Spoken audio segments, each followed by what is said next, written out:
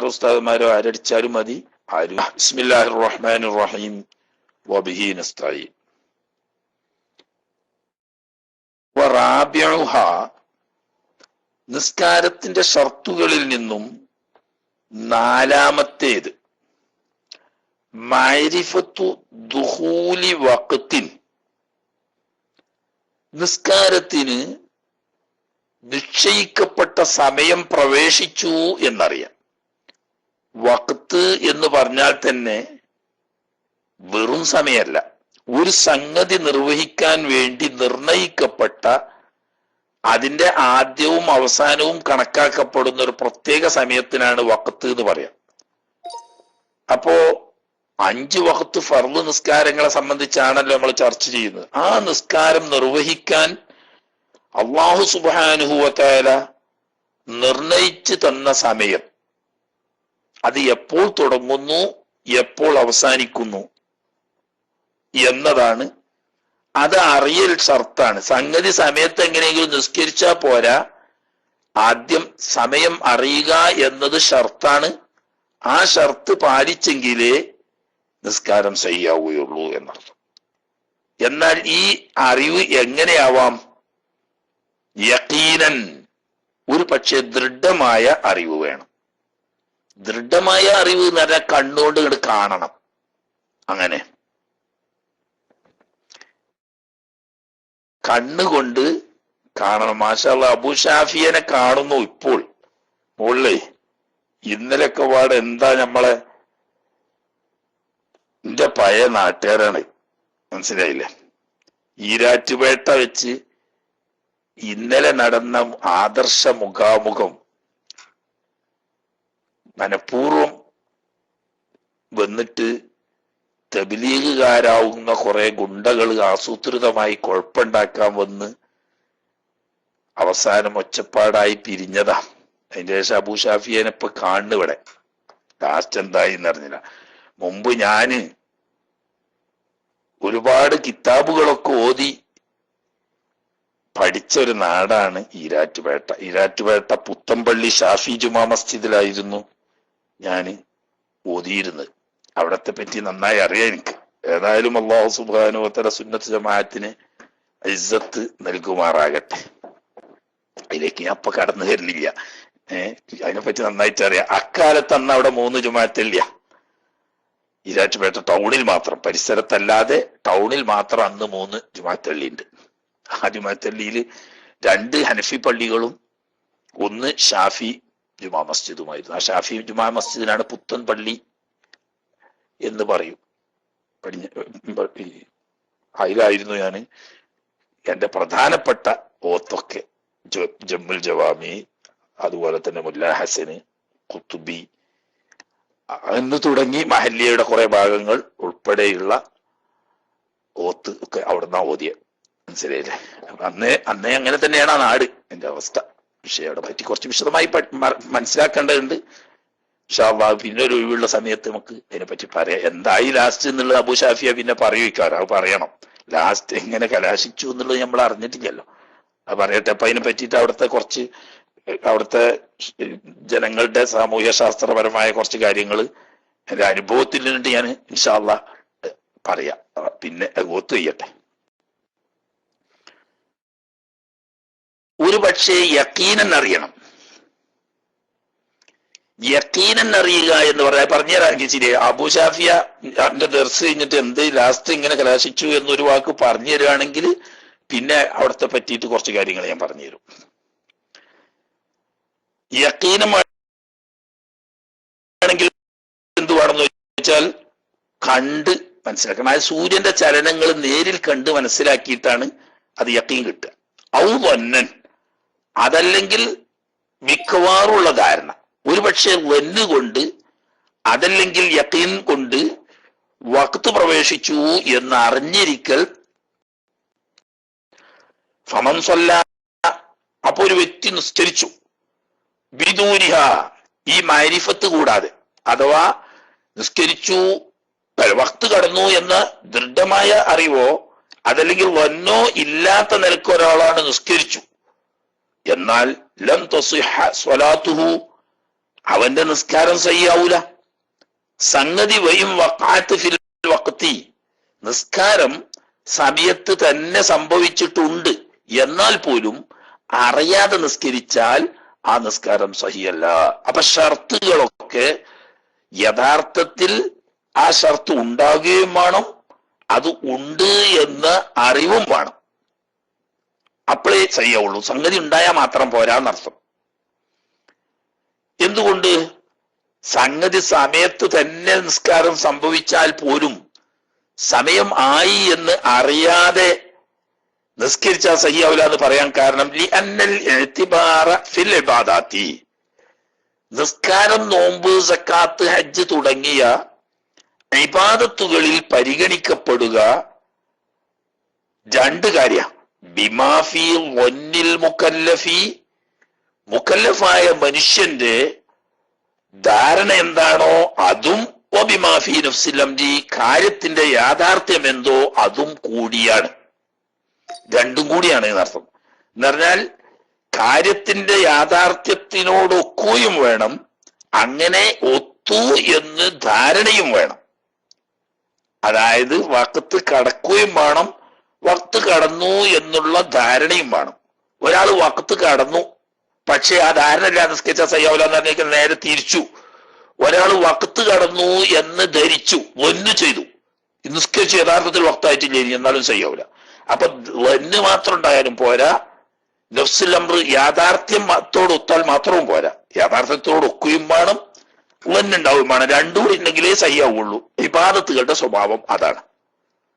എന്നാൽ വഫിൽ ഉഖൂദി, ഇടപാടുകളിൽ, വിൽപ്പന, വാങ്ങല്, ദാനം ചെയ്യൽ തുടങ്ങിയ ഇടപാടുകളിൽ പരിഗണിക്കപ്പെടുന്നത് ബിമാഫി നഫ്സിൽ അംരി, വസ്തുതയോട് മാത്രമാണ്. ഫഖത്ത് വസ്തുതയോടൊത്താൽ മതി, യാഥാർത്ഥ്യത്തോടൊത്താൽ മതി, ധാരണ വേണം എന്നില്ല. ഉദാഹരണം പറഞ്ഞാല്, ഇവൻ വീട്ടിൽ നിന്ന് പോരുമ്പോ ഇവന്റെ വാപ്പുണ്ട്, പങ്ങന്മാരുണ്ട്, ഒക്കെ ഉണ്ട്. അങ്ങനെ ഇവൻ 2 ദിവസം കഴിഞ്ഞതിന് ശേഷം ഇവന്റെ ഒരു ചങ്ങാതിയായിട്ട് എന്തോ സംസാരിച്ചപ്പോ ചങ്ങാതി പറഞ്ഞോടാ, എന്റെ പെങ്ങളെ എനിക്ക് നിക്കാഹ് ചെയ്ത് തരണോ ചോദിച്ചു. ഓ, അതിനിപ്പോ എന്താ തിരക്കട്? ഞാൻ നിക്കാഹ് ചെയ്തോണ്ടാ, എന്റെ പെങ്ങളെ ഇന്നവളെ ഞാൻ നിനക്ക് നിക്കാഹ് ചെയ്തു തന്നു. നീ നിക്കാഹ് ചെയ്തു തന്നതിന് ഞാൻ കബൂലാക്കി എന്ന് മറ്റവനും പറഞ്ഞു. ഇവൻ പറഞ്ഞത് എന്ത് അടിസ്ഥാനത്തിലാ? വാപ്പുണ്ടല്ലാടെ, വാപ്പയല്ലേ നിക്കാഹ് ചെയ്ത് കൊടുക്കേണ്ട, വാപ്പ ജീവിച്ചിരിക്കുമ്പോ ഞാൻ നിക്കാഹ് ചെയ്ത് കൊടുത്താൽ സയ്യാവില്ലല്ലോ എന്നുള്ള ധാരണയിലാണ് നിൽക്കരുത്. പിന്നെയാണ് വിവരം അറിഞ്ഞത്, ഇവൻ ഈ സംഭവം പറയുന്നതിന്റെ അല്പം മുമ്പ് വാപ്പ മരണപ്പെട്ടിരുന്നു. അപ്പൊ യഥാർത്ഥത്തിൽ ഈ പറയുന്ന സമയത്ത് ഈ പെങ്ങളുടെ വലിയ ഇവൻ തന്നെയാണ്, ഇവന്റെ വാപ്പയില്ല. ഇവൻ ധരിച്ചത് എന്താണ്? വാപ്പ ഉണ്ടല്ലോ ഒരേല്, അപ്പൊ വാപ്പയല്ലേ കെട്ടിക്കേണ്ടത്, അപ്പൊ എനിക്ക് വിലായത്തില്ലല്ലോ എന്നുള്ള ആൾക്ക് തമാശക്ക് പറഞ്ഞതാ. പക്ഷെ സംഗതി പെരടി കൊടുക്കും. കാരണം എന്താണ്? നഫ്സുൽ അംറിനോട് യോജിച്ചിട്ടുണ്ട്. ഇപ്പോൾ അവൻ വലിയാണ്, അപ്പൊ നിക്കാഹ് സഹിയായി. അതേ സമയത്ത് ഇബാദത്തിൽ അത് പോരാ. അപ്പൊ ഇബാദത്തിനെയും ഇടപാടിനെയും ഒരു കാഴ്ചയിൽ കണ്ടാൽ പറ്റില്ല. ഇടപാടിന് അതിൻ്റെതായ ഒരു ന്യായം, നിയമം വേറെയാണ്. ഇത് മനസ്സിലാകാതെയാണ് നമ്മളെ വഹാബികൾ 3 ഒരാൾക്കും ഒന്നിച്ചില്ല, ഒന്നേ പോവുള്ളൂ എന്നൊക്കെ പറയുന്നത്. കാരണം എന്താ? ഒരാൾ സ്വല്ലല്ലാഹു അലാ മുഹമ്മദ് 3 വട്ടം എന്ന് പറഞ്ഞാൽ 3 വട്ടം ആവുകപ്പ്? സ്വല്ലല്ലാഹു അലാ മുഹമ്മദ് 3 വട്ടം എന്ന് പറഞ്ഞാൽ 1 വട്ടല്ലേ ആയിട്ടുള്ളൂ. അത് ഇബാദത്തിന്റെ കാര്യങ്ങളാണ്. ഇബാദത്തിന്റെ കാര്യം അങ്ങനെയാണ്, അതിന്റെ നിയമം ഒന്ന് വേറെ. എന്നാൽ 10 റുപ്യ എനിക്ക് കിട്ടാനുള്ള ഞാൻ പൊരുത്തപ്പെട്ടു എന്ന് പറഞ്ഞാൽ 10 പൊരുത്തമായും ചെയ്തല്ലോ. സ്വല്ലല്ലാഹു അലാ മുഹമ്മദ് 10 വട്ടം എന്ന് പറഞ്ഞാൽ 1 വട്ടേ ആവുള്ളൂ. എന്നാൽ എനിക്ക് തരാനുള്ള 10 റുപ്യ ഞാൻ പൊരുത്തപ്പെട്ടു എന്ന് പറഞ്ഞാൽ 10 പൊരുത്തായി. എന്താ? ഒന്ന് ഇടപാടാണ്, ഒന്ന് ഇബാദത്താണ്. അപ്പൊ ഇടപാടിനെയും ഇബാദത്തിനെയും 2 രീതിയിൽ തന്നെ കാണണം. ഇത് കാണാൻ കഴിയും. അതിന് ഫിഖ് പഠിക്കൂലല്ലോ ആദി, ഫിഖ് പഠിക്കൂല, ഉസൂലും പഠിക്കൂല. പിന്നെ എന്തെങ്കിലും വായിൽ വന്നതൊക്കെ കോതക്ക് പാട്ട് എന്നുള്ള ആൾക്ക് എന്തെങ്കിലും പറയാന്നുള്ളൂ. അപ്പൊ അതിന് ഓരോന്നിനും അതിൻ്റെതായ അടിസ്ഥാനപരമായ ഉസൂലിയായ നിയമങ്ങളുണ്ട്. അപ്പം ഇബാദത്തിൽ 2 കൂടി യോജിക്കണം. വസ്തുതയോട് യോജിക്കുകയും വേണം, അതോടുകൂടി ഇവന്റെ ധാരണക്കൊക്കുകയും വേണം. രണ്ടാലൊന്നുണ്ടായാ പോരാ, രണ്ടും തന്നെ വേണം. ആട്ടെ, ഇനി അപ്പൊ 5 വഖ്ത് നിസ്കാരത്തിന്റെ വഖത്തിനെ പറ്റിയാണല്ലോ പറയുന്നത്. എന്നാൽ അത് തുടങ്ങുക ഫവഖ്തു ളുഹ്രിൻ, അപ്പോൾ ളുഹ്റിന്റെ വഖത്ത് ഏത് ഇങ്ങനെ മാരിഫത്ത് വേണം, എന്നാല് അതാണ് ഷർത്ത് എന്ന് വരുമ്പോൾ പിന്നെ അതിന്റെ ബയാൻ. അപ്പോൾ ളുഹ്റിന്റെ വഖത്ത് മിൻ സവാരി ശംസി, സൂര്യൻ നേരെ മധ്യത്തിൽ നിന്നും തെറ്റിയത് മുതൽ ആരംഭിച്ച് ഇലാ മസീരി ളില്ലി കുല്ലി ഷൈഇൻ, എല്ലാ ഓരോ വസ്തുവിന്റെയും നിഴൽ ആവുന്നത് വരെയാണ്. എത്രയാവുന്നത് വരെ? മിസ്ലഹു, ആ വസ്തുവിന് തുല്യമായ വലിപ്പം വരുന്നത് വരെയാണ്. ഏത് വലിപ്പം വരിക? വൈറലിസ്തിവാഇൻ, നേരെ മധ്യാഹ്നത്തിൽ നിഴലുണ്ടെങ്കിൽ ആ നിഴല് മൈനസ് ചെയ്തിട്ട് ബാക്കി അത്രയാവുന്നത് വരെ എന്ന് പറഞ്ഞാൽ, അതായത് ആ വില്ലിൽ മൗജൂദ് അൻദഹു, ഏത് വില്ല്? ഈ ഇസ്തിവാന്റെ സമയത്ത്, മധ്യാഹ്ന സമയത്ത് ഉണ്ടാവുന്ന നിഴൽ ഉണ്ട് ചില ദിവസങ്ങളിൽ, എന്നല്ല അധിക ദിവസങ്ങളിലും. ചുരുക്കം ദിവസങ്ങളിലെ തീരെ നിഴലില്ലാതിരിക്കുകയുള്ളൂ. അതായി മുജിദ എന്ന് പറഞ്ഞത്. ഈ മധ്യാഹ്ന സമയത്ത് നിഴലുണ്ടെങ്കിൽ ആ നിഴല് മൈനസ് ചെയ്തിട്ട് ഈ വസ്തുവിന്റെ അത്രയാവുന്നത് വരെ. ഇപ്പോഴല്ലേ നമുക്ക് ഈ ക്ലോക്കും വാച്ചും സൗകര്യങ്ങളൊക്കെ വന്നത്. മുമ്പ് അങ്ങനെയല്ല. ഇതിന് ഉലമാക്കൾ പറയാ, ഒരു നിരന്ന സ്ഥലം, കുണ്ടും കുഴിയും ഒന്നും ഇല്ലാത്ത നിരന്ന ഒരു സ്ഥലത്ത് ഒരു മനുഷ്യൻ തലപ്പാവ് ധരിക്കാതെ, കാലിൽ ചെരുപ്പ് ധരിക്കാതെ ഒരു സ്ഥലത്ത് നിൽക്കുക. ആണോ? ഇത് രണ്ടും ഒഴിവാക്കണം. കാലിലെ ചെരുപ്പും തലപ്പാവും ഒഴിവാക്കിയിട്ട് ഒരു മനുഷ്യൻ നിൽക്കുക. എന്നിട്ട് സൂര്യൻ നേരെ തലക്ക് മുകളിൽ വരുന്ന സമയത്ത് നിഴലുണ്ടോ എന്ന് നോക്കുക. നമ്മുടെ നാടുകളിലൊക്കെ ഒരു കൊല്ലത്തിൽ 4 ദിവസം ഒഴിച്ചാൽ ബാക്കിയൊക്കെ നിഴലുണ്ടാവും. വളരെ കുറച്ച് ചില ദിവസം ഉണ്ടാവുള്ളൂ, അത് കൂടി കൂടി കൂടി കൂടി വരും. അതെത്ര ഉണ്ട് എന്ന് അടയാളപ്പെടുത്തുക. എന്നിട്ട് ഈ നിഴല്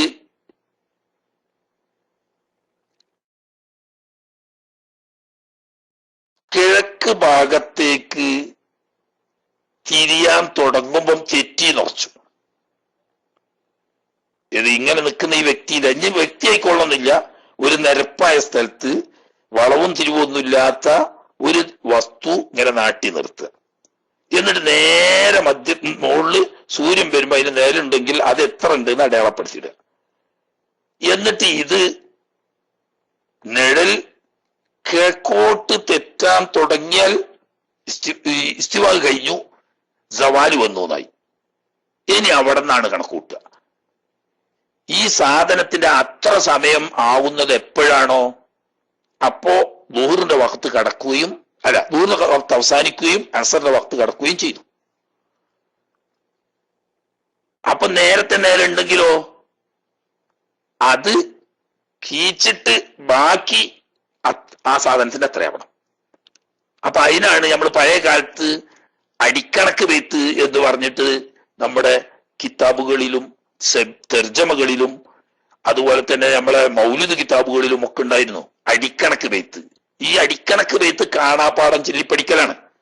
കാരണം ഓരോ സമയത്തും ഉണ്ടാവുന്ന മധ്യാഹ്ന സമയത്ത് നിഴലും കൂടി കൂട്ടി ആകെ ഒരു വസ്തുവിന്റെ നിഴൽ അസർ വക്ത് കടക്കുമ്പോൾ എത്ര ഉണ്ടാവും എന്ന് പഠിപ്പിക്കാനായിരുന്നു അത്. അതെ. എന്നാൽ സുമ്മിയത്ത് ഈ ളുഹ്റിന് പേര് പറയപ്പെട്ടു ബിദാലിക്കാരുടെ ളുഹ്ർ എന്നുള്ള പേര് വഹറ ളുഹൂറിൽ നിന്നിട്ടുള്ളതാണല്ലോ ളുഹ്ർ.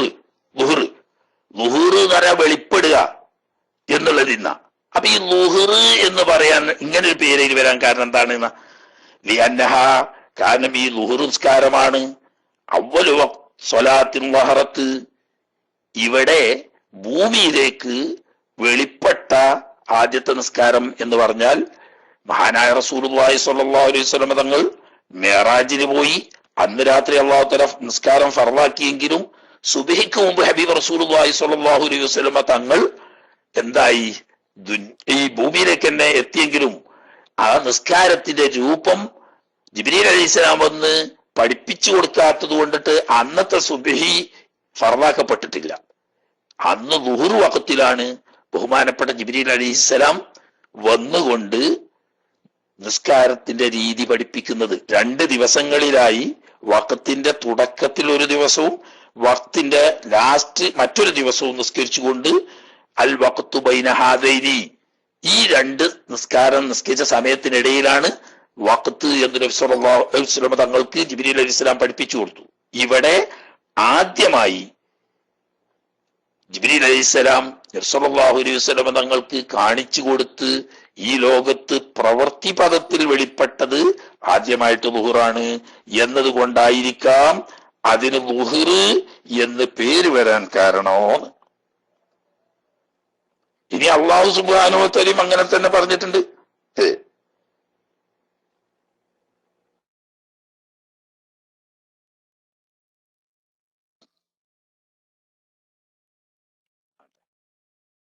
ഫവഖ്തു അസ്രിൻ, ഏത് ഉച്ചക്ക് മധ്യാഹ്ന സമയത്ത് നിഴലുണ്ടെങ്കിൽ ആ നിഴല് കഴിച്ച് സാധനത്തിൽ എത്രയാവുന്നു അതുവരെയും, മധ്യാഹ്ന സമയത്ത് നിഴൽ ഇല്ലായിരുന്നു എങ്കിൽ ഈ സാധനത്തിന്റെ അത്ര കൃത്യം നിഴൽ എത്തുന്നത് വരെയുമാണ് ളുഹ്റിന്റെ വഖത്ത് എന്ന് പറഞ്ഞു. ളുഹ്റിന്റെ വഖത്ത് കഴിഞ്ഞാൽ ഉടനെ ഫവഖ്തു അസ്രിൻ, ഉടനെ വഖത്ത് അസറാൻ. എന്നാൽ അസറിന്റെ വഖത്തിന്റെയും ളുഹ്റിന്റെ വഖത്തിന്റെയും ഇടക്ക് ഇടവേള ഇല്ല, അതാ പറഞ്ഞതിന്റെ അർത്ഥം. ളുഹ്റിന്റെ വഖത്ത് കഴിഞ്ഞിട്ട് അസറിന്റെ വഖത്ത് കിടക്കാൻ കുറച്ച് സമയം ഒഴിവില്ല, രണ്ടും ഒന്നിച്ചു വരും. ളുഹ്റിന്റെ വഖത്ത് അവസാനിക്കുന്നോടം മുതൽ അസറിന്റെ വഖത്ത് ആരംഭിക്കലായി. അങ്ങനെ മിൻ ആഖിരി വഖത്ത് ളുഹ്രി, അതായത് ളുഹ്റിന്റെ ആഖിർ വഖത്ത് എപ്പോഴാണോ, അവസാന സമയം എപ്പോഴാണോ, അവിടെ മുതൽ തുടങ്ങിയിട്ട് അസർ വഖത്തിന്റെ തുടക്കമാവുന്നു. അത് ഏതുവരെ നീണ്ടു നിൽക്കും? ഇലാ ഉറൂബി ജമിയ ഖുർസ് ഷംസിൻ, സൂര്യന്റെ ആ വൃത്തം വട്ടത്തിലുള്ള ഇതുപോലെയാണല്ലോ നമ്മളെ ദൃഷ്ടിയിൽ കണ്ടാലിപ്പോ നല്ലൊരു പപ്പടം പോലെയാണ്. അങ്ങനെ ആ വൃത്തത്തിലുള്ളത് കൊണ്ട് ആ ഖുർസ് എന്നതിന് വരെ പറഞ്ഞു. അപ്പൊ ആ സൂര്യന്റെ ആ വൃത്തം പൂർണ്ണമായും അറിയാം. അപ്പം അസ്തമിക്കാൻ തുടങ്ങിയാൽ മഗ്‌രിബാകുന്നില്ല, അസ്തമനം പൂർത്തിയാവണം. നമ്മുടെ ദൃഷ്ടിയിൽ അസ്തമനം പൂർത്തിയാകാൻ ഓരോ രാജ്യത്തും താമസിക്കുന്ന ആളുകളെ സംബന്ധിച്ച് അവരുടെ ദൃഷ്ടിയിൽ സൂര്യൻ പൂർണ്ണമായും അറിയാം. ഇതാ അപ്പൊ അത് സ്ഥലത്തിനനുസരിച്ച് വ്യത്യാസം ഉണ്ടാവും.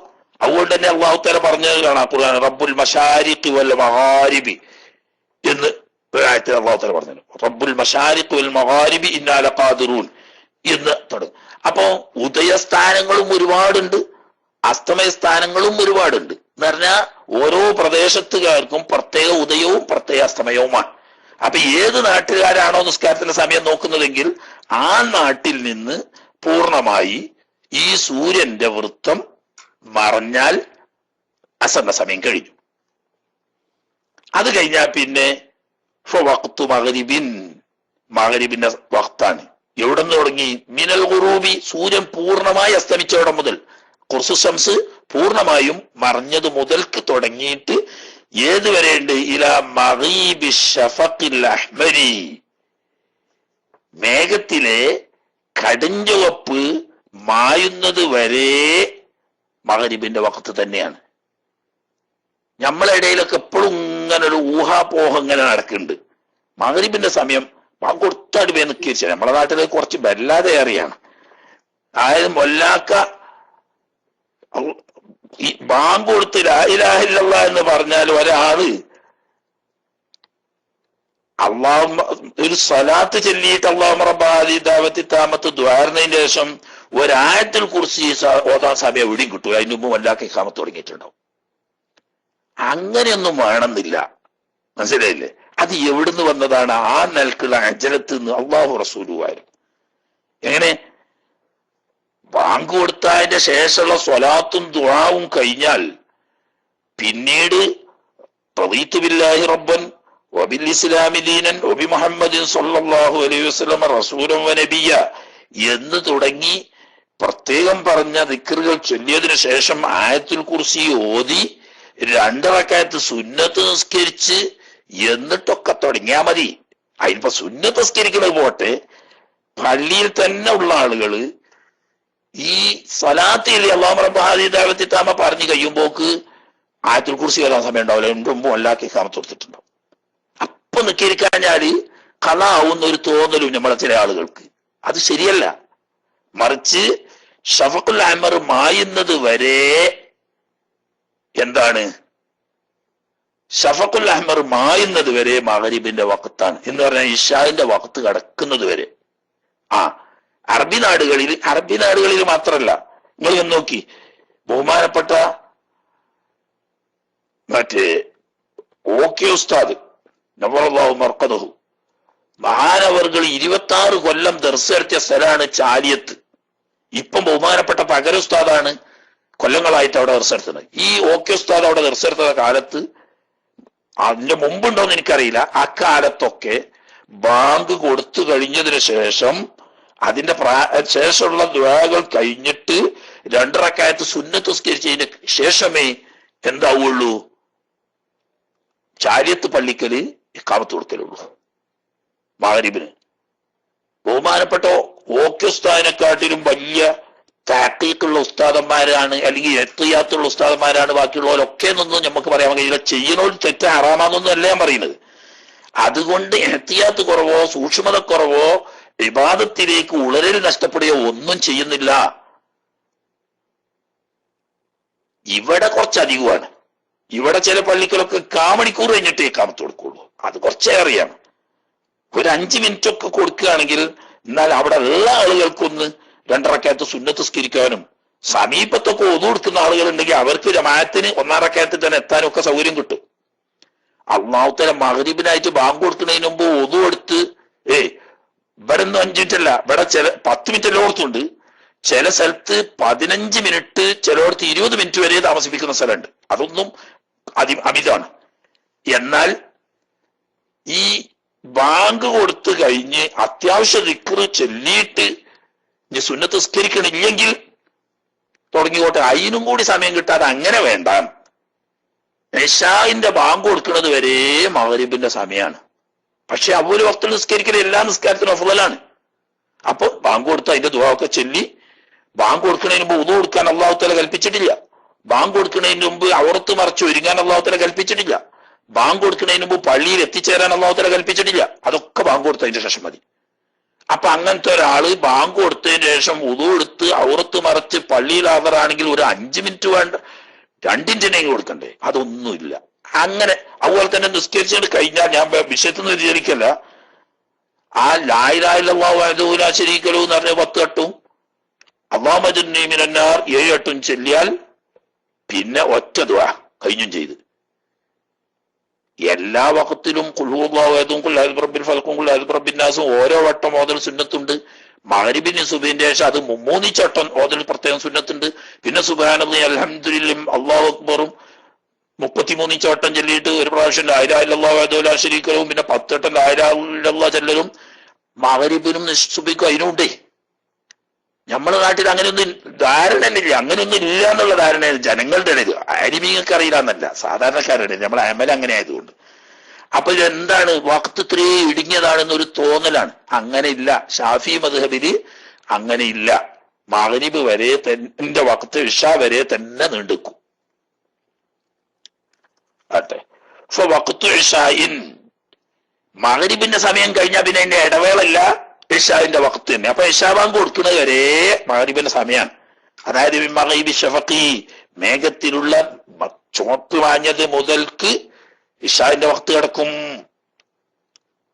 പക്ഷേ ഖാല ശൈഖുന, ബഹുമാനപ്പെട്ട ഇബ്നു ഹജർ ഹൈതമി റഹ്മഹുല്ലാഹ് പറയാണ്, വയംബഗി നദ്ബു തഖീരിഹാ, ഇശാ ചുമപ്പ് മാഞ്ഞ, മേഘത്തിലുള്ള ചുവപ്പ് മാഞ്ഞാൽ തന്നെ ഇശാന്റെ വഖത്ത് കിടക്കുമെങ്കിലും അല്പം ഇശാനെ പിന്തിക്കൽ സുന്നത്തുണ്ട്. എന്തിനു വേണ്ടി?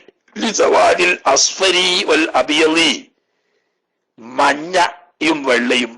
ഇങ്ങനെ ചുവപ്പാട് പോകുമ്പോൾ ഒരു മഞ്ഞ വരും, കുറച്ച് സമയം നിന്നാൽ പിന്നെ ഒരു വെള്ള വരും, അത് കഴിഞ്ഞിട്ട് ആ ഇരുട്ട് മൂടുക. അപ്പൊ ഈ മഞ്ഞയും വെള്ളയും മറിയുന്നത് വരെ പിന്തിക്കുന്നത് നല്ലതാണ്. എന്താ? മഗ്രിബിന്റെ വഖത്ത് കഴിഞ്ഞ് ഇശാന്റെ വഖത്ത് കിടക്കണമെങ്കിൽ ചുവപ്പ് പോയാ പോരാ, മഞ്ഞയും വെള്ളയും കൂടി മറിയണോ. അതാണ് നല്ല സമയം.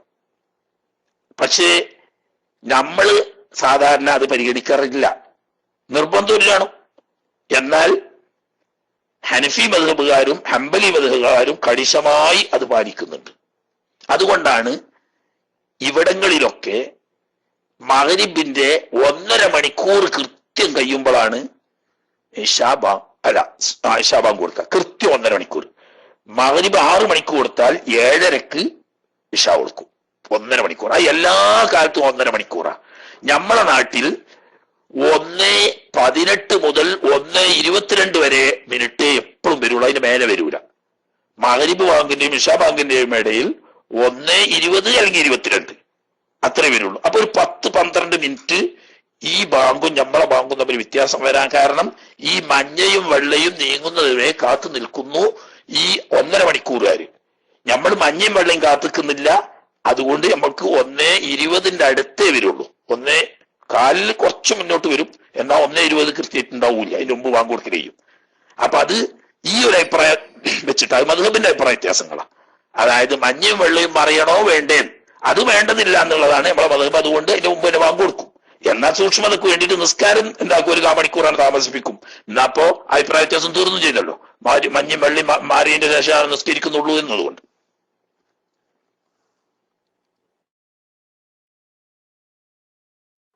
വയംതദ്ദു, ഇശാന്റെ വഖ്ത് നീണ്ടു നിൽക്കും. ഇലാ തുലൂഇ ഫജ്റിൻ സ്വാദിഖിൻ, ഫജ്ർ സ്വാദിഖ് വെളിവാവുന്നത് വരെ ഏത് നീണ്ടുക്കും? ഈ ഇശാന്റെ വഖ്ത് നീണ്ടുക്കും. വഹാബിയൊക്കെ പാതിരാവുള്ളൂ, മനസ്സിലായില്ലേ? പാതിരായ വഹാബിന്റെ വഖ്ത് കഴിഞ്ഞു. നിങ്ങളതിന് കിതാബോധി പഠിക്കുന്ന വർഗ ആ കൂട്ടത്തിൽ ഇല്ലല്ലോ. ഏതെങ്കിലും ഒരു ഹദീസ് കണ്ടാൽ അതിന്റെ ലാഹിർ പിടിച്ചിട്ട് അയിമലോടെ മുറുക്കി പിടിച്ചു നിൽക്കും. അപ്പുറം വേറെ വല്ല ഹദീസും ഉണ്ടോ, ആ ഹദീസിന്റെ അടിസ്ഥാനത്തിൽ ഇതിന് വല്ല വ്യാഖ്യാനം കൊടുക്കേണ്ടതുണ്ടോ, അതൊക്കെ വിവരമുള്ളവര് ചിന്തിക്കണമല്ലേ. മദ്ഹബിന്റെ ഇമാമിങ്ങൾ അതൊക്കെ ചിന്തിച്ചുകൊണ്ട് തന്നെയാ പറഞ്ഞ്. അതിന് ഓല് പറയുന്ന കാരണം എന്താ? 1-ാമത്തെ ദിവസം നബി സല്ലല്ലാഹു അലൈഹി വസല്ലം തങ്ങൾ മേഘത്തിന് കടിഞ്ഞോപ്പ് വാഞ്ഞ സമയത്ത് നിസ്കാരം ഇശാ. പിറ്റത്തെ ദിവസം വന്നപ്പോ നബി സല്ലല്ലാഹു അലൈഹി വസല്ലം തങ്ങൾക്ക് ഇമാമായി ജിബ്രീൽ അലൈഹിസ്സലാം നിസ്കരിച്ച പാതിരാത്രി സമയത്താണ്. അപ്പൊ അതിന്റെ ഇടക്കാണ് വഖ്ത് എന്ന് പറഞ്ഞാൽ അതിന്റെ ഇടക്കാണ് ഉത്തമമായ വഖ്ത് എന്ന് അർത്ഥം വെക്കുക. എന്തുകൊണ്ട്? ബഹുമാനപ്പെട്ട നബി സല്ലല്ലാഹു അലൈഹി വസല്ലം തങ്ങൾ പറഞ്ഞ ഹദീസിൽ കാണാ, ലൈസ ഫി നൗമി തഫ്രീത്തുൻ ഇന്നമ തഫ്രീത്തു അലാ മൻ ലം യുസല്ലി സ്വലാത്ത ഹത്താ യദ്ഖുല വഖ്തുൽ ഉഖ്റാ. ഉറങ്ങിയിട്ടറിയാതെ പോകുന്നതിൽ ഒരു മനുഷ്യന് വീഴ്ച എന്ന് പറയാൻ പറ്റില്ല. വീഴ്ച എന്ന് പറയുന്നത് ഒരു വഖ്തിലെ നിസ്കാരം നിർവഹിക്കാത്തവനാണ് അടുത്ത നിസ്കാരത്തിന്റെ വഖ്ത് കടക്കുന്നത് വരെ. അപ്പോ ഇശാ നിസ്കാരം സുബഹിന്റെ വഖ്ത് കിടക്കുന്നവരെ നിസ്കരിക്കാത്തവന്റെ അടുക്കലേ വീഴ്ചയുള്ളൂ എന്ന് പറഞ്ഞാൽ അതിന്റെ ഇടക്കൊക്കെ വഖ്തായത് കൊണ്ടാണല്ലോ വീഴ്ച ഇല്ലാത്തത്. മഗ്രിബും അങ്ങനെ തന്നെ. ഇശാന്റെ വഖ്ത് കിടക്കുന്നത് വരെ നിസ്കാരിക്കാതിരിക്കുമ്പോഴേ വീഴ്ച വരുള്ളൂ. അസറാവുമ്പോൾ മഗ്രിബിന്റെ വഖ്ത് കിടക്കുന്നത് വരെ നിസ്കരിക്കാതിരിക്കുമ്പോഴാണ് വീഴ്ച വരുന്നത്. ളുഹ്റാവുമ്പോ അസറിന്റെ വഖ്ത് കിടക്കുന്നത് വരെ, എന്നാ പിന്നെ ഒരു ഇഷ്കാൽ അവിടെ.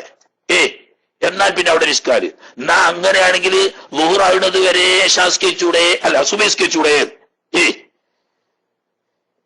അക്കണക്കിനാണെങ്കിൽ നിങ്ങൾക്ക് ളുഹ്റാവുന്ന വരെ സുബഹിസ്കരിച്ചൂടെ. കാരണം എന്താ? അടുത്ത നിസ്കാരത്തിന്റെ സമയം എന്താണ്? സുബഹി കഴിഞ്ഞാൽ പിന്നെ അടുത്ത നിസ്കാരം ളുഹ്റല്ലേ.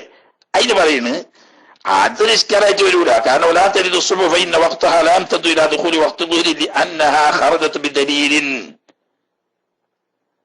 സുബഹിയുടെ വഖ്ത് സൂര്യോദയം കൊണ്ട് അവസാനിക്കും എന്ന് സഹീഹായ ഹദീസ് കൊണ്ട് സ്ഥിരപ്പെട്ടതാണ്. അപ്പൊ ഈ പൊതു നിയമത്തിൽ നിന്നിട്ട് അത് ഒഴിവാകാൻ കാരണം നസ് കൊണ്ട് നബി സല്ലല്ലാഹു അലൈഹി വസല്ലം തങ്ങൾ സൂര്യോദയം കൊണ്ട് സുബഹി ഖളാവും എന്ന് പഠിപ്പിച്ചു. അപ്പോ അത് എന്ന് പറഞ്ഞാൽ ഒരു പൊതുവായ ആമായ ഒരു കായിക വന്നാൽ അതിൽ നിന്നിട്ട് ഏതെങ്കിലും തർസീസ് ചെയ്യുന്ന പ്രത്യേക തെളിവുണ്ടെങ്കിൽ അത് മാറ്റിയെടുത്തും എന്ന് വെച്ചാൽ ബാക്കിയുള്ളതിനൊക്കെ ബാധകമാണ്. അപ്പൊ ഈ സുബി ഒഴിച്ച് ബാക്കിയുള്ളതിന് എല്ലാത്തിനും ബാധകമാണ് അടുത്ത നിസ്കാരത്തിന്റെ വക്ത് കിടക്കുന്നത് വരെ എന്നത്. സുബിക്ക് അത് ബാധകമല്ലാതിരിക്കാൻ കാരണം അതിന് പ്രത്യേകമായി നബി സല്ലല്ലാഹു അലൈഹി വസല്ലം തങ്ങൾ സൂര്യോദയം കൊണ്ട് സുബി ഖളാഉം എന്ന് പറഞ്ഞത് കൊണ്ടാണ്. ഇല്ലെങ്കിൽ അതും പെടുമായിരുന്നു.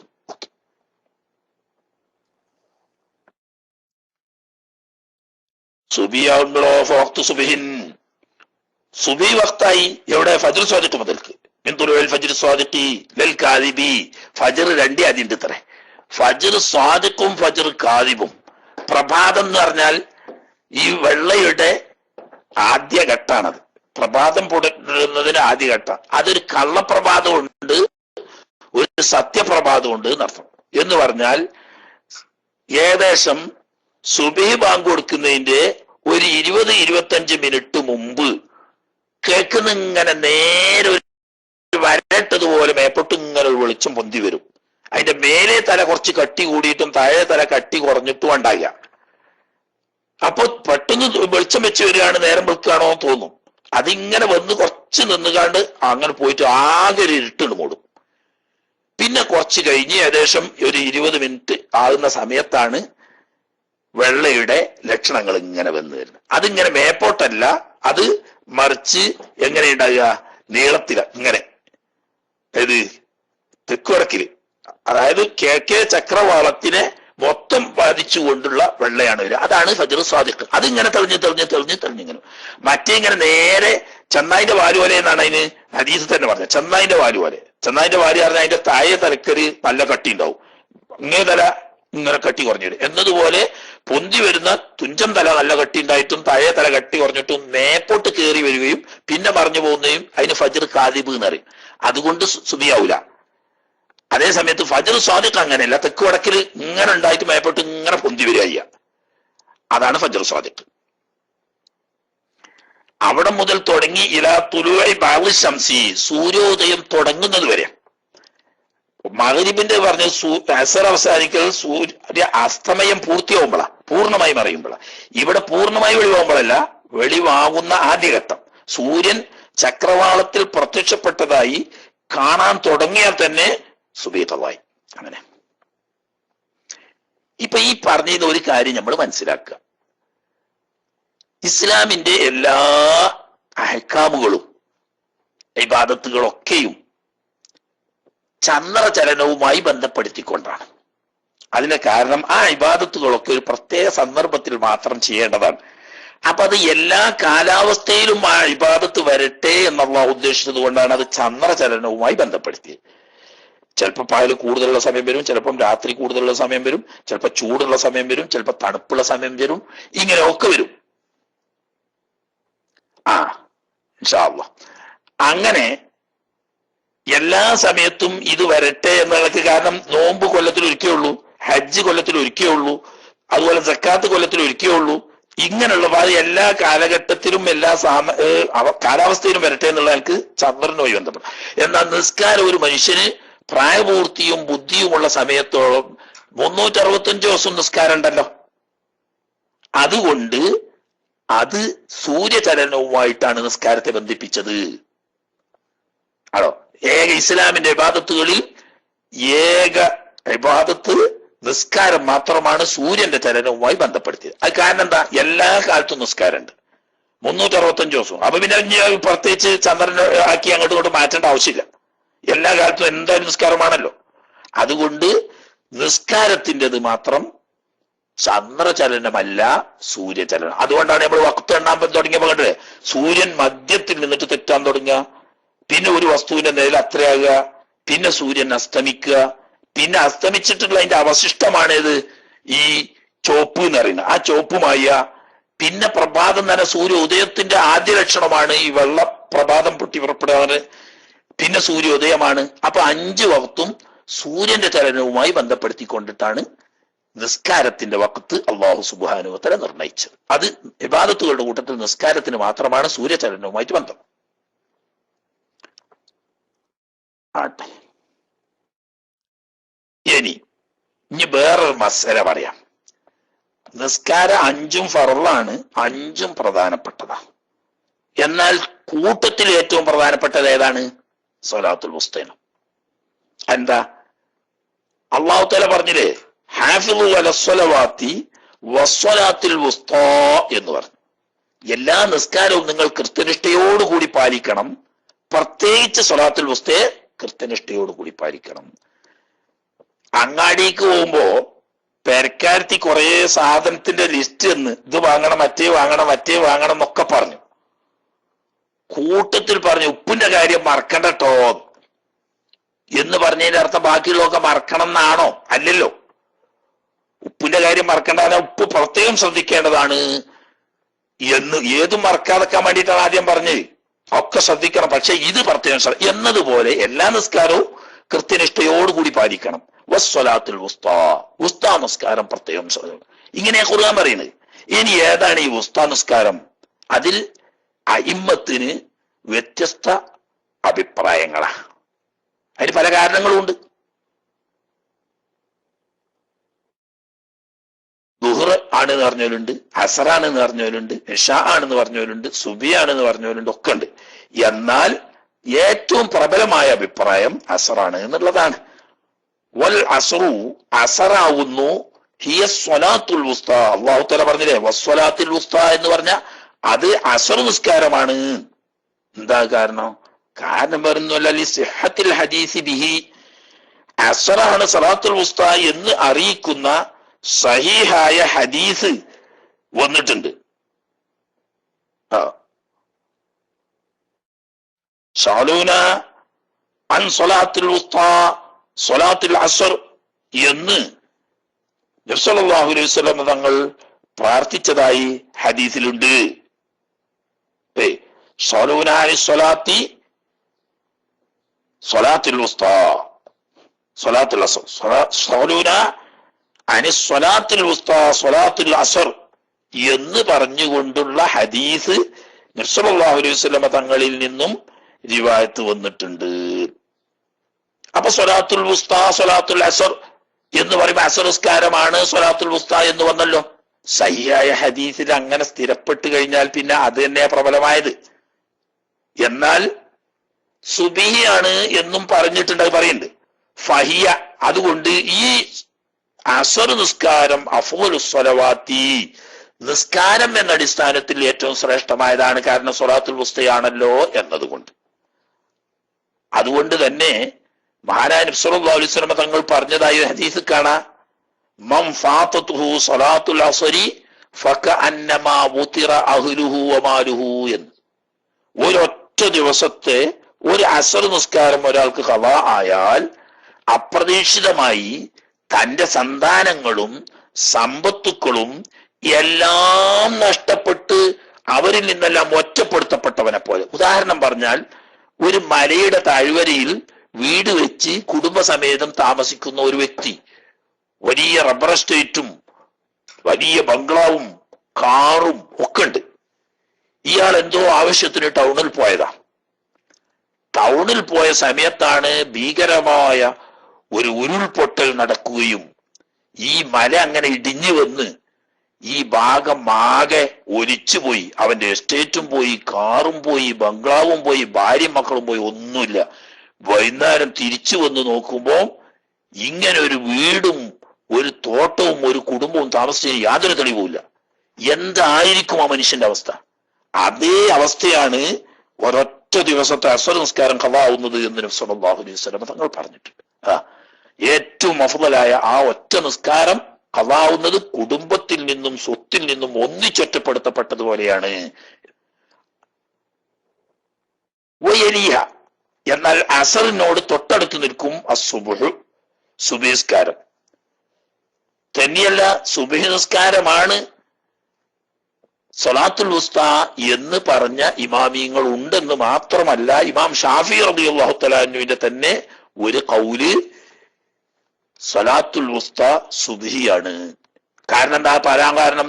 ബഹുമാനപ്പെട്ട അബ്ദുല്ലാഹി ഇബ്നു അബ്ബാസ് റളിയല്ലാഹു തആല അൻഹു തങ്ങൾ വഖൂമു ലില്ലാഹി ഹഫിളു അലസ്സലവാത്തി വസ്സലാത്തുൽ വുസ്ത വഖൂമു ലില്ലാഹി ഖാനിതീൻ എന്ന ആയത്തിന് റഈസുൽ മുഫസ്സിരീനായ അബ്ദുല്ലാഹി ഇബ്നു അബ്ബാസ് റളിയല്ലാഹു തആല അൻഹു തഫ്സീർ ചെയ്തത് നിന്ന് നിസ്കരിക്കുക നിസ്കരിക്കുമ്പോൾ നൃത്തത്തിലായി അള്ളാഹുവിനോട് ദുആ ചെയ്യുക എന്നത് സുബ്ഹിയിൽ മാത്രമാണ്. അഥവാ ഖുനൂത്തുള്ളത് നിസ്കാരത്തിൽ സുബ്ഹിയിലാണ്. സ്വല്ലൂ സ്വലാത്തൽ ഫജ്രി ഖാനിതീൻ, ഖുനൂത്ത് ഓതിക്കൊണ്ട് സുബ്ഹി നിസ്കരിക്കുകയും എന്നാണ് ഇബ്നു അബ്ബാസ് റളിയല്ലാഹു തആല അൻഹു തങ്ങൾ അതിന് തഫ്സീർ ചെയ്തത്. എന്നിട്ട് മഹാനവറുകൾ പറയാണ്, നൃത്തത്തിൽ ദുആ എന്ന് പറയുന്ന ഖുനൂത്ത് ഓതുന്ന നിസ്കാരം സുബ്ഹി അല്ലാതെ മറ്റൊന്നുമില്ല, അതുകൊണ്ട് ആ സുബ്ഹിയാണ് സ്വലാത്തുൽ വുസ്താ.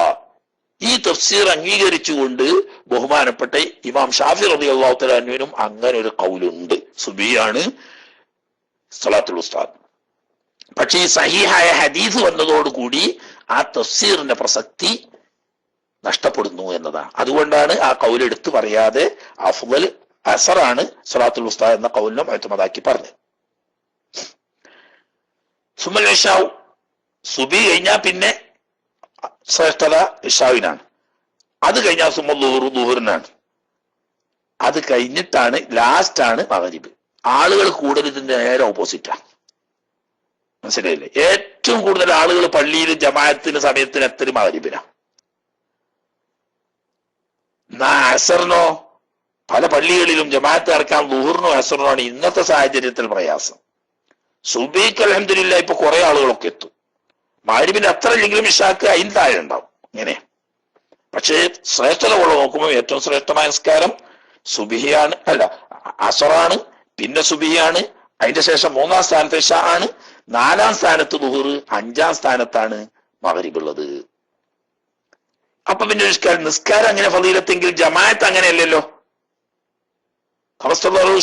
അതില്ല ഈ പറഞ്ഞ തർത്തീബ് അസർ, സുബ്ഹി, ഇശാ, ളുഹുർ, മഗ്രിബ് എന്നതാണ് വാഹിറാവുന്നത് എന്ന് തെളിവുകളുടെ അടിസ്ഥാനത്തിൽ ബഹുമാനപ്പെട്ട ഇബ്നു ഹജർ ഹൈതമി റഹ്മത്തുള്ളാഹി അലൈഹി തങ്ങൾ അങ്ങനെയാണ് വെളിവാവുന്നത്, വ്യക്തമാവുന്നത് എന്ന് പറഞ്ഞിട്ടുണ്ട്.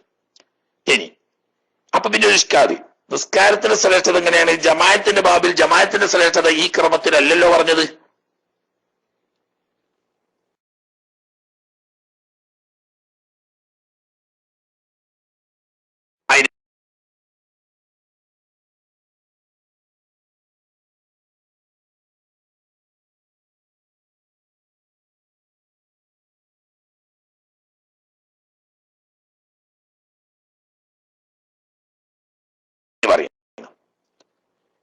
അത് കഴിഞ്ഞവരല്ല മറ്റ് നിസ്കരിക്കുക എന്നുള്ള നിലക്ക് പ്രയാസം പറഞ്ഞതാണ്. ജമാഅത്തിന് ഹാജരാകുക എന്നുള്ള നിലക്ക് പള്ളിക്കല് സുബഹിക്ക് പള്ളിക്കൽ എത്തിപ്പെടുക, ജമാഅത്തിന് എത്തിപ്പെടുക എന്ന നല്ല പ്രയാസമുണ്ട്.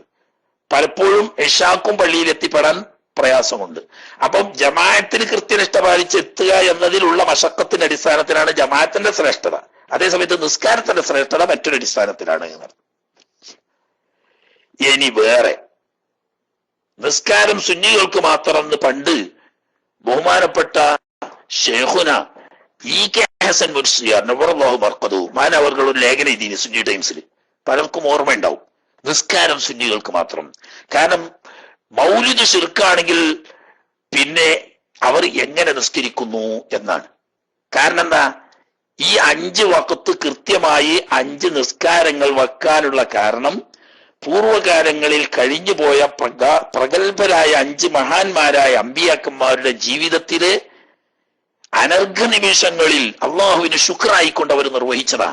അപ്പം സുന്നികൾ അത് നിർവഹിക്കുമ്പോൾ ആ മഹാന്മാരായ അമ്പിയാക്കന്മാരെ സ്മരിക്കുകയും അവർക്ക് അല്ലാഹു തആല ചെയ്തു കൊടുത്ത പ്രത്യേകമായ ആ നിഅമത്തിന്റെ ശുക്ർ ആവർത്തിക്കുകയും ചെയ്യുന്നുണ്ട്.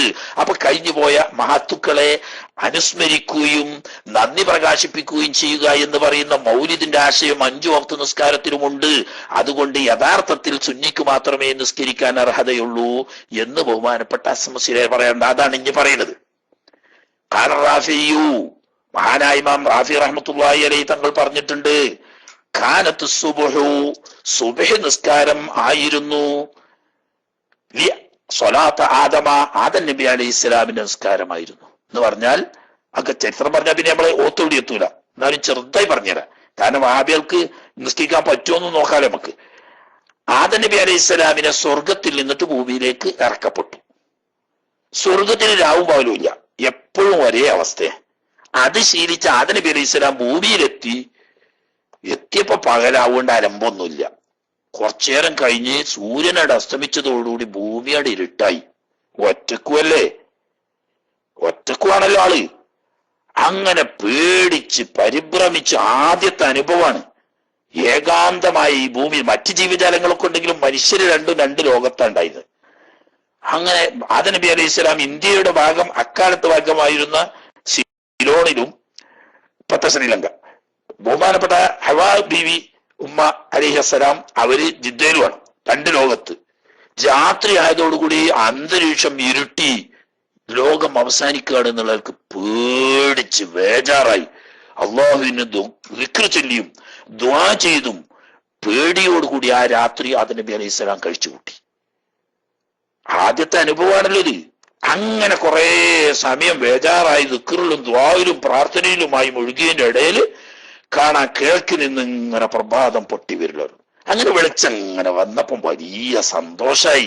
അൽഹംദുലില്ലാഹ്, അപ്പൊ ലോകം അവസാനിക്കുകയല്ല, ഇത് അള്ളാഹുവിന്റെ ഒരു അദാബൊന്നുമല്ല, ഈ ലോകത്തിന്റെ പ്രക്രിയയാണ് എന്ന അനുഭവത്തിൽ നിന്ന് മനസ്സിലായപ്പോ ഈ ഇരുട്ടിന്റെ ശേഷം വെളിച്ചം, രാത്രിക്ക് ശേഷം പകല്, ഉറക്കിന് പകരം ഉണർച്ച, നിശ്ചലതക്ക് പകരം ചലനാവസ്ഥ തിരിച്ചു തന്നതിൽ ശുക്ർ ചെയ്തുകൊണ്ട് അള്ളാഹുവിന് നന്ദിയായിട്ട് ആദം നബി അലൈഹി സ്വലാം 2 റക്അത്ത് നിസ്കരിച്ചു. ആ നിസ്കാരം പിന്നീട് ആദം നബി അലൈഹി സ്വലാമിനും അവരുടെ ഉമ്മത്തിനും അള്ളാഹു തആല ഫർളാക്കി. കേട്ടോ, അപ്പൊ ആദം നബി അലൈഹി സ്വലാമിന്റെ ഈ ലോകത്തെ ജീവിതത്തിന്റെ തുടക്കവും മഹാനവർക്ക് ആദ്യം നേരിട്ട പരിഭ്രമവും പിന്നീട് അവർക്ക് ലഭിച്ച സന്തോഷവും സമാധാനവും അതിന് ശുക്രായിട്ട് അള്ളാഹു സുബ്ഹാനഹു വ തആലക്ക് നിസ്കരിച്ച ആ നന്ദിയും അത് എന്നും മനുഷ്യലോകം അനുസ്മരിച്ചു കൊണ്ടിരിക്കട്ടെ. അപ്പൊ ആദം നബിയെയും ആ ഉമ്മത്തിനെയും അനുസ്മരിക്കാനും അവർക്ക് അല്ലാഹു തആല ചെയ്തു കൊടുത്ത നിഅമത്തിനെ അനുസ്മരിക്കാനും അത് ഇന്നും നിലനിൽക്കാനും ലൈൻ ശക്കർത്തും ലഅസീദന്നക്കും എന്ന് പറഞ്ഞതുപോലെ അങ്ങനെ അല്ലാഹു സുബ്ഹാനഹു വ തആല ആ നിസ്കാരം ഈ ഉമ്മത്തിനോട് കൊണ്ടാടാൻ പറഞ്ഞു. ഇങ്ങനെ പറഞ്ഞാൽ ഇവിടെ എത്തൂല, ഞാൻ ചുരുക്കാം. വദ്ദൂർ സലാത്ത് ദാവൂദ് അലൈഹിസ്സലാം, ബഹുമാനപ്പെട്ട ദാവൂദ് നബി അലൈഹിസ്സലാമിന്റെ അടുക്കൽ എന്തോ ഒരു വീഴ്ച പറ്റി എന്ന് പറയപ്പെടുന്നു. കെട്ടുകഥകളിൽ പറയുന്നത് പോലെ തന്റെ പ്രധാനമന്ത്രിയായിരുന്ന അല്ലെങ്കിൽ സൈനിക ഉപദേഷ്ടാവായിരുന്ന മന്ത്രിയുടെ ഭാര്യയെ പ്രേമിച്ച് അദ്ദേഹത്തെ യുദ്ധത്തിനയച്ച് ബോധപൂർവം കൊല്ലിച്ചതിന് ശേഷം ആ ഭാര്യയെ പ്രാപിച്ചു എന്ന കുറ്റമല്ല, അത് ജൂതന്മാര് കെട്ടിയുണ്ടാക്കിയ കള്ളക്കഥയാവുന്നു. അത് മുസ്ലിങ്ങൾക്ക് വിശ്വസിക്കാൻ പാടുള്ളതല്ല. മറിച്ച് എന്താണ്, ഒരു കേസ് രാജാവും നബിയുമായ ദാവൂദ് നബി അലൈഹി സ്വലാം ഒക്കെ പറഞ്ഞാൽ പിന്നെ എവിടെ എത്തൂല വിഷയം. ദാവൂദ് നബി അലൈഹി സ്വലാം രാജാവുമാണ്, നബിയുമാണ്. അദ്ദേഹം ഇബാദത്തിന് പ്രത്യേക സമയവും വിശ്രമത്തിന് പ്രത്യേക സമയവും രാജ്യകാര്യങ്ങൾക്ക് പ്രത്യേക സമയവും തെരഞ്ഞെടുത്തിരുന്നു. അങ്ങനെ ഉച്ച സമയത്ത് അല്പം വിശ്രമിക്കാൻ ഉപയോഗിക്കുമായിരുന്നു. അപ്പൊ അത് ചില ആളുകൾക്കൊക്കെ വിഷമം ഉണ്ടാവുന്നുണ്ട് എന്ന കാര്യമൊന്ന് ഉണർത്തുകയും വേണം. അതോടുകൂടി കേസ് വിധിക്കാനും വിചാരണ ചെയ്യാനുമുള്ള കൃത്യമായ രീതി ഒന്ന് ബോധ്യപ്പെടുത്തണം എന്ന ഉദ്ദേശം അല്ലാഹു തആല മനുഷ്യരൂപത്തിൽ 2 മലക്കുകളെ വിട്ടു. അങ്ങനെ അവര് ചെന്നപ്പോ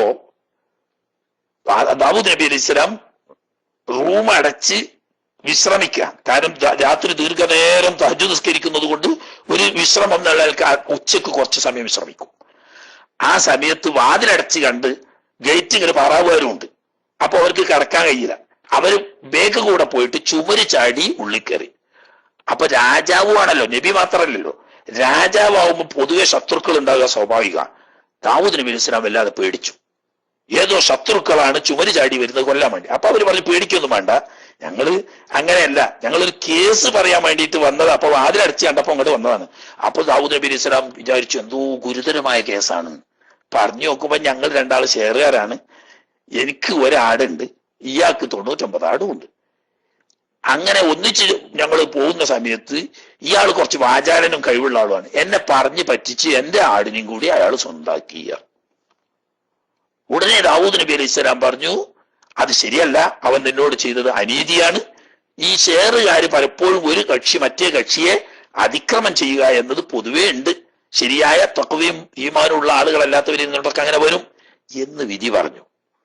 ഇവിടെ ഒരു കക്ഷി പറഞ്ഞ് തീർന്നപ്പോൾ തന്നെ കേസിന്റെ പോക്ക് വ്യക്തമായപ്പോൾ വിധി പറഞ്ഞു. പക്ഷേ കേസ് പറയുമ്പോൾ എന്തു വേണം, രണ്ട് കക്ഷിക്കും പറയാനുള്ളത് മുഴുവൻ കേട്ടിട്ട് വിലയിരുത്തിയിട്ടാണ് വിധി പറയേണ്ടത്. ഇതിന് വിപരീതമായപ്പോ അതൊരു വീഴ്ചയാണെന്ന് തെറ്റെന്ന് പറഞ്ഞും കൂടെ ആ കാര്യം ബോധ്യപ്പെട്ടവൻ പറഞ്ഞത് തന്നെയാണ്.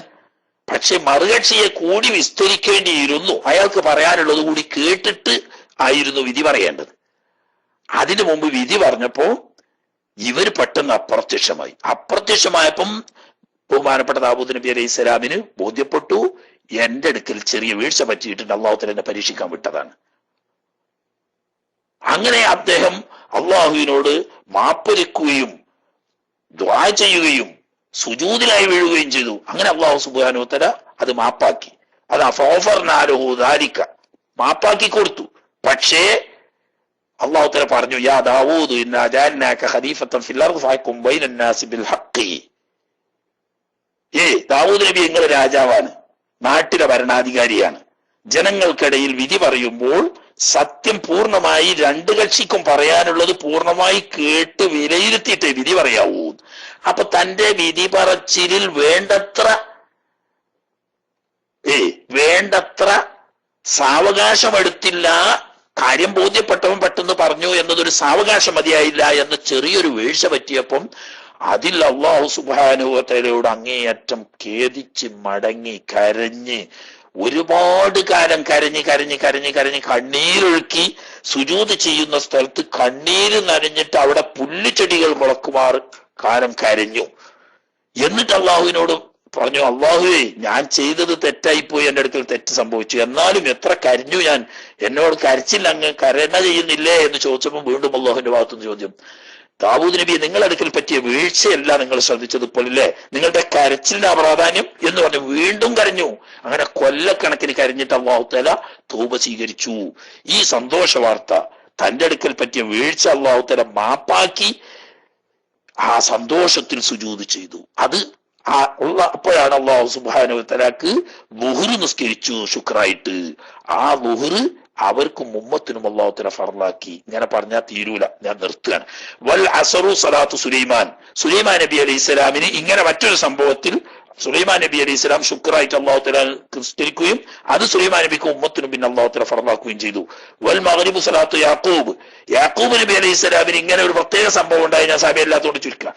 ഈ പ്രത്യേക സന്ദർഭം ഉണ്ടായപ്പോൾ അത് അല്ലാഹു സുബ്ഹാനഹു വ തആല മഹാനവറുകൾക്ക് മാപ്പാക്കുകയും അല്ലാഹു സുബ്ഹാനഹു വ തആല മഹാനവറുകൾക്ക് ഉമ്മത്തിനും ഈ നിസ്കാരം ശുക്ർ ആയി അദ്ദേഹം നിസ്കരിച്ചപ്പോൾ അത് ഉമ്മത്തിന് ഫർളാക്കി കൊടുക്കുകയും ചെയ്തു. യൂനുസ് നബി അലൈഹി സ്വലാമിന്റെ സംഭവമൊക്കെ എല്ലാവർക്കും അറിയാലോ.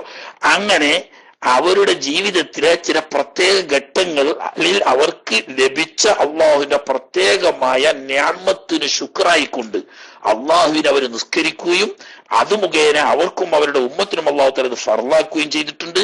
അത് അനുസ്മരിക്കാനും അവരോടൊക്കെ ഐക്യദാർഢ്യം പ്രകടിപ്പിക്കാനും ബഹുമാനപ്പെട്ട നബി സല്ലല്ലാഹു അലൈഹി വസല്ലം തങ്ങളോടും ഉമ്മത്തിനോടും കൽപ്പിച്ചുകൊണ്ടാണ് ഈ നിസ്കാരം 5ഉം കൂടി ഒന്നിച്ച് ഈ സമുദായത്തിന്, മുമ്പ് കഴിഞ്ഞ ഒരു സമുദായത്തിനും ഈ 5 വഖ്ത് നിസ്കാരം ഒന്നിച്ചാർക്കും അല്ലാഹു തആല കൊടുത്തിട്ടില്ല. ഇന്ദഹ ഇമാം റാഫി റഹ്മത്തുള്ളാഹി അലൈഹി തങ്ങൾ പറഞ്ഞ ആ ഉദ്ധരണി അവിടെ അവസാനിച്ചു. അത് തന്നെ വിശദീകരിക്കാൻ സമയമില്ലാത്തത് കൊണ്ട് ഞാൻ ചുരുക്കിയതാണ്. ഇനി ബാക്കി ഭാഗം ഇൻഷാ അല്ലാഹ് നാളെ ഓതാം. മനസ്സിലായില്ലേ? അവിടെ ഇന്നലത്തെ സംഭവം ലാസ്റ്റ് എന്തായി എന്ന് ബഹുമാനപ്പെട്ട പത്തപ്പിരിയം ഉസ്താദ് തന്നെ SJVയിൽ വിവരിക്കും എന്ന് നേരത്തെ ടെസ്റ്റ് കണ്ടു.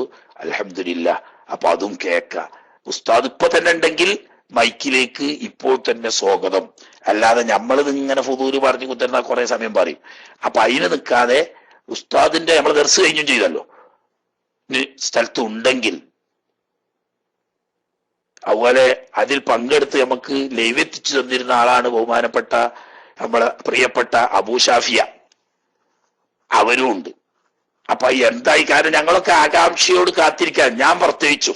കാരണം എന്താ വെച്ചാല് ഈരാറ്റുപേട്ട ഞാൻ ഓതിപ്പടിച്ച എന്റെ നാടാണ്, അതിനെ പറ്റിയിട്ട് എനിക്ക് നന്നായിട്ട് അറിയുന്ന നാടുമാണ്. അപ്പൊ ആ നിലയ്ക്ക് തന്നെ എനിക്ക് പ്രത്യേകിച്ച് എന്തുണ്ട്, എന്റെ മനസ്സിനെ എന്നും സ്വാധീനിക്കുന്ന വലിയ ഒരുപാട് സംഭവങ്ങൾ നടന്ന സ്ഥലമാണ്. ഞാന് ചെലവിന് പോയിരുന്ന ഒരു വീടുണ്ട്, രാവിലെ ചായ കുടിക്കാൻ പോകുന്ന ഒരു വീട്. ആ വീട്ടില് ഞാൻ ചെല്ലുന്ന സമയത്ത് വയസ്സായ ഒരു ഉപ്പാപ്പയുണ്ടായിരുന്നു. നല്ല സ്വാലിഹായ ഒരു മനുഷ്യൻ, പക്ഷേ പറ്റ അവശനായി കിടപ്പിലാണെന്ന്. എന്നാൽ ഇതിന് തീരെ സുഖമില്ലാത്തത് കൊണ്ട് അതിന് വല്ല ഓറഞ്ച് അതുപോലത്തെ എന്തെങ്കിലും പഴങ്ങളൊക്കെ മക്കള് അതല്ലെങ്കിൽ ബന്ധപ്പെട്ടവർ കൊണ്ടുവന്നു കൊടുത്താൽ ഈ വയസ്സായ ഉപ്പാപ്പ, എനിക്ക് ഒരിക്കലും അദ്ദേഹത്തെ മറക്കാൻ കഴിയില്ല, വയസ്സായ ഉപ്പാപ്പ ചെയ്യുക, കിടക്കുന്ന തലയണിക്കടയിൽ അതിൽ നിന്നിട്ട് ഒന്നോ രണ്ടോ എടുത്തു വെക്കും, തലയണന്റെ അടിയിൽ വെക്കും. എന്നിട്ട് രാവിലെ ചെന്നാൽ ഞാൻ അടുത്ത് ചെന്ന് സലാം പറഞ്ഞ് അവിടെ തലന്റെ അടുത്ത് തന്നെ അവിടെ നിർബന്ധിച്ചിരുത്തും. മുതാലിമീങ്ങളോട് വലിയ മഹബത്തുള്ള ഒരു വയസ്സായ മനുഷ്യനായിരുന്നു. അദ്ദേഹം അടുത്തിരുത്തി വിവരങ്ങളൊക്കെ പറഞ്ഞിട്ട് ആരും കാണാതെ ആ തലയണിയുടെ അടിയിൽ നിന്ന് ആ പഴം, പലപ്പോഴും ഓറഞ്ചായിരിക്കും, എടുത്തിട്ട് തരും. ഇത് മോന് ഉപ്പാപ്പ വെച്ചതാണ് എന്ന് പറഞ്ഞ് സ്വന്തം പേരമക്കളോടുള്ള സ്നേഹത്തിനേക്കാൾ അപ്പുറം ആ ഓറഞ്ച് എനിക്ക് സ്വകാര്യമായിട്ട് മക്കളും പേരമക്കളും കാണാതെ അതിന് കൊടുത്തതാണ്. അത് തലയണിന്റെ ചോട്ടിലാ വെക്കുക, അത് എടുത്തു തരും. അങ്ങനെ ഞാൻ അവിടെ ഓതി പഠിച്ചുകൊണ്ടിരിക്കുന്ന സമയത്ത് തന്നെ ആ നല്ല ഉപ്പാപ്പ ഇഹലോകവാസം വെടിഞ്ഞു. അല്ലാഹു സുബ്ഹാനഹു വ തആല അദ്ദേഹത്തിന്റെ പരലോകം സന്തോഷമാക്കി കൊടുക്കുകയും ആ മുതഅല്ലിമീങ്ങളോടുള്ള മഹബത്ത് അദ്ദേഹത്തിന്റെ ഖബറിൽ അല്ലാഹു സുബ്ഹാനഹു വ തആല അനുഭവിക്കാൻ സന്തോഷിക്കാനും അല്ലാഹു തആല തൗഫീഖ് ചെയ്യുമാറാകട്ടെ. അദ്ദേഹത്തിന്റെ മകൻ